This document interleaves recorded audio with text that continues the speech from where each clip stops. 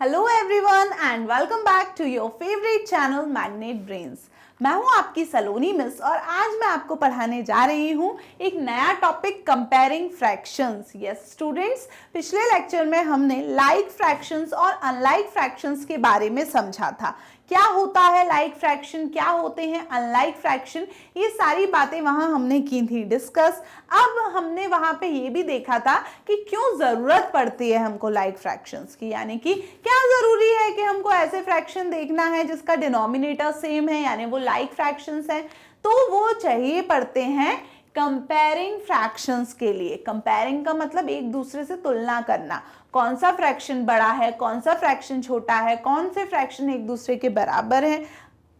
अगर हमको दो या दो से ज्यादा फ्रैक्शंस को कंपेयर करना है, एक दूसरे को तुलना करनी है, तो उसके लिए हमको जरूरत पड़ती है लाइक फ्रैक्शंस की।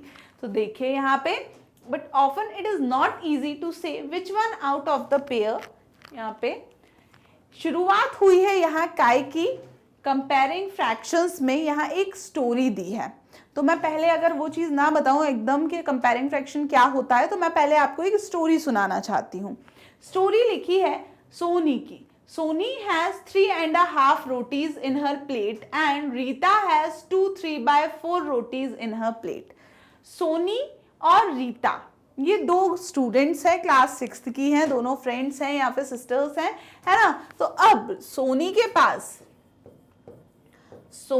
पास रोटियां कितनी हैं? 3.5 रोटी है, यानी कि 3 पूरी रोटी है, कंप्लीट रोटीज है, और आधी रोटी और है उसकी प्लेट में। ऐसे ही रीता की अगर हम बात करें तो रीता के पास कितनी रोटी है? 2 3/4, यानी कि 2 पूरी रोटी है और कुछ और हिस्सा 3/4 हिस्सा एक और रोटी का बचा हुआ है। तो इतनी रोटी फिलहाल इन दोनों की प्लेट्स में रखी हुई हैं। तो लिखा है who has more rotis in her plate. तो दोनों में से किसकी प्लेट में ज्यादा रोटी है? तो देखो, हम इसके कंप्लीट पार्ट को देख के इजीली बता सकते हैं। इस पे 3 तो पूरी रोटी है, इस पे पूरी रोटी कंप्लीट रोटी 2 ही है, फिर ये टुकड़े हैं कुछ कुछ। तो कौन का फ्रैक्शन, कौन की रोटी बड़ी होंगी? ये बड़ी होंगी, क्योंकि इसकी टोटल रोटी जो कंप्लीट रोटी है वही ज्यादा है। फिर कुछ एक्स्ट्रा भी है, इसमें कंप्लीट रोटी कम है और एक्स्ट्रा जितना भी है वो देखना पड़ेगा हमको। तो यहाँ तो हमें क्लियरली दिख रहा है कि भाई 3 रोटी, ये 2 रोटी, फिर कुछ और थोड़ा बहुत टुकड़ा है उनके पास, तो ये ज्यादा रोटी है इसके पास, है ना। Clearly Soni has 3/4 rotis and more and Rita has less than 3 rotis. हमें दिख रहा है कि ये 3.5, इसका क्या मतलब है? 3 से ज्यादा, यानी कि 3 से ज्यादा रोटी किसके पास है? सोनी के पास। और 2 3/4 का मतलब 2 रोटी है और कुछ टुकड़ा है, इसका मतलब 3 कंप्लीट रोटी से तो कम है, यानी 3 से कम। तो 3 रोटी से ज्यादा सोनी के पास है और 3 से कम है रीता के पास। सीधा सीधा दिख रहा है कि सोनी के पास ज्यादा रोटियां हैं। कंपेयर करें दोनों को तो यहाँ पे क्या लिखा है? सो सोनी हैज मोर रोटीज, सोनी के पास प्लेट में ज्यादा रोटीज हैं। आगे देखिए क्या लिखा है आगे। और तो ये तो सोनी और रीता की कहानी हुई, उनकी रोटीज से हमने देखा कि कैसे हमने इन दोनों की रोटीज के जो फ्रैक्शन थे उनको कंपेयर किया। कैसे किया? इसका एक नंबर ले लिया कि ये 3 से ज्यादा है, 3.5 रोटी है तो, और ये 2 रोटी और कुछ और टुकड़ा है रोटी का, यानी कि 3 पूरी नहीं है, 3 से कम है। तो वो 3 से ज्यादा, ये 3 से कम, यानी कि ये वाला क्या होगा? बड़ा होगा इससे। अब दूसरी कहानी देखो, कंसीडर 1/2 एंड 1/3। अब देखो 1/2 पोर्शन कितना होता है और 1/3 पोर्शन कितना होता है। The portion of a whole corresponding to 1/2 अब यहाँ पे बने हुए हैं।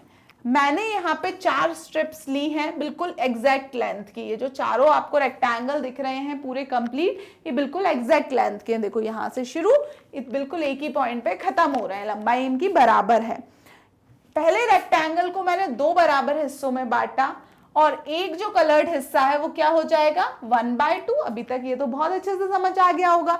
टोटल पार्ट्स 2 हैं, डिनोमिनेटर में लिखे, एक कलर्ड है, एक ऊपर लिखा।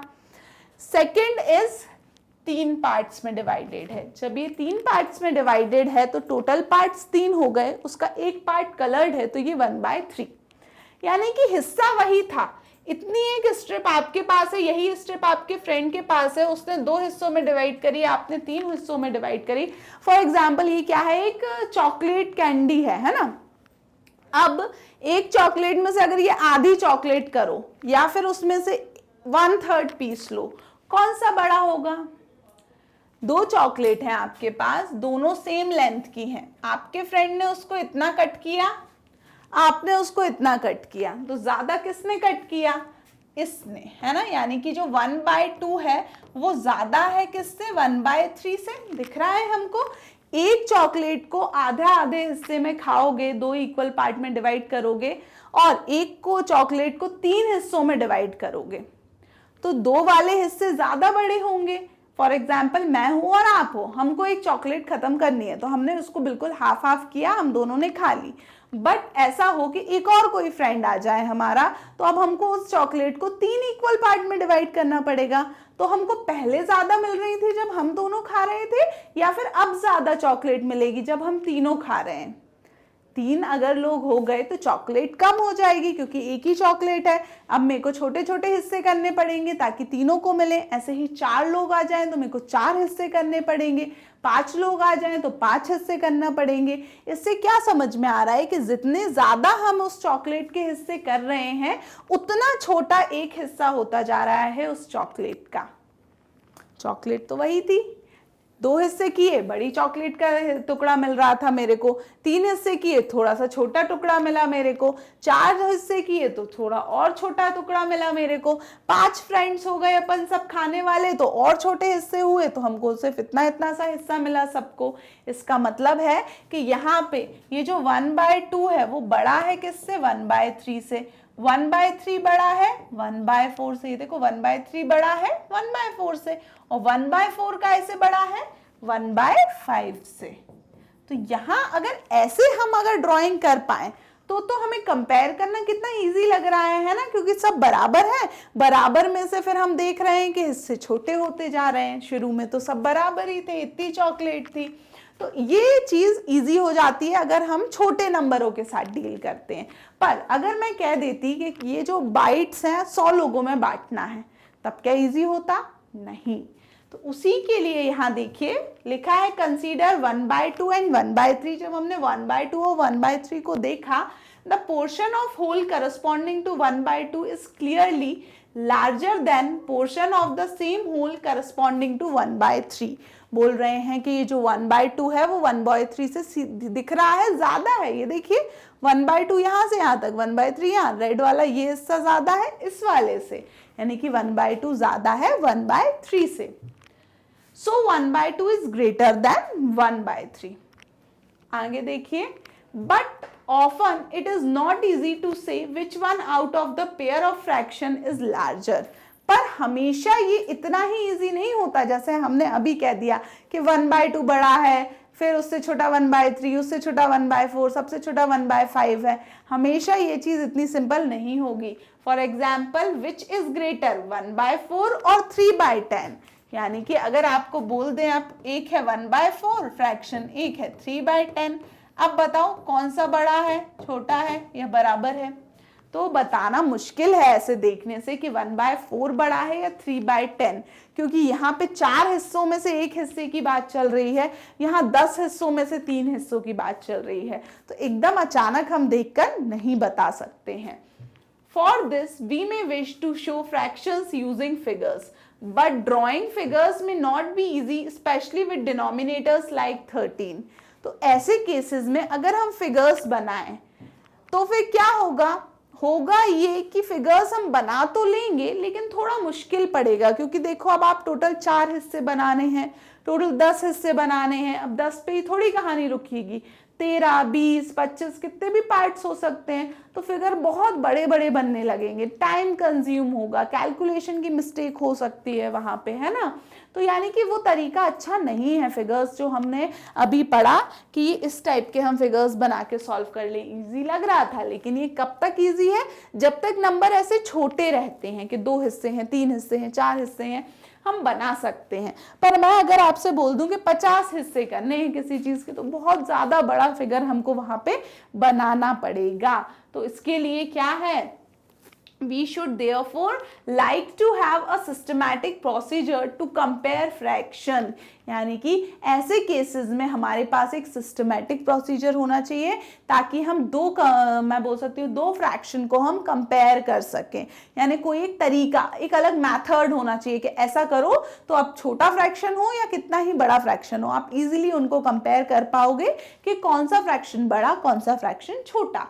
तो it is particularly easy to compare like fraction, we do this first. अब सबसे ज्यादा इजी होता है लाइक फ्रैक्शंस को कंपेयर करना। लाइक फ्रैक्शंस क्या होते हैं? ऐसे फ्रैक्शंस जिनके डिनोमिनेटर्स सेम हो। तो लाइक फ्रैक्शंस को हम कंपेयर करना सीखेंगे नेक्स्ट लेक्चर में।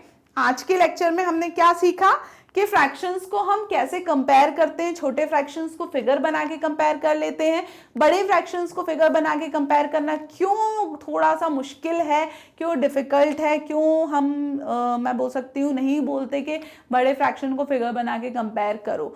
तो फिर हम क्या करें कंपेयर करने के लिए? तो वही मैथड हम सीखेंगे। सबसे पहला मैथड सीखेंगे हम लाइक फ्रैक्शन के लिए कि कैसे हम लाइक फ्रैक्शंस को एक दूसरे से कंपेयर कर सकते हैं कि कौन सा फ्रैक्शन बड़ा और कौन सा फ्रैक्शन छोटा। तो ये बात हम जानेंगे अगले लेक्चर में। टिल देन आप विजिट कर सकते हैं हमारी ऑफिशियल वेबसाइट जो कि है magnetbrains.com। वहां आपको कंप्लीट कोर्स के वीडियो लेक्चर्स के साथ साथ नोट्स भी अवेलेबल हैं सिस्टमैटिक मैनर में, एंड डेली अपडेट्स के लिए आपको विजिट करते रहना है मैग्नेट ब्रेन्स यूट्यूब चैनल का community section. So keep studying. Thank you so much and bye bye.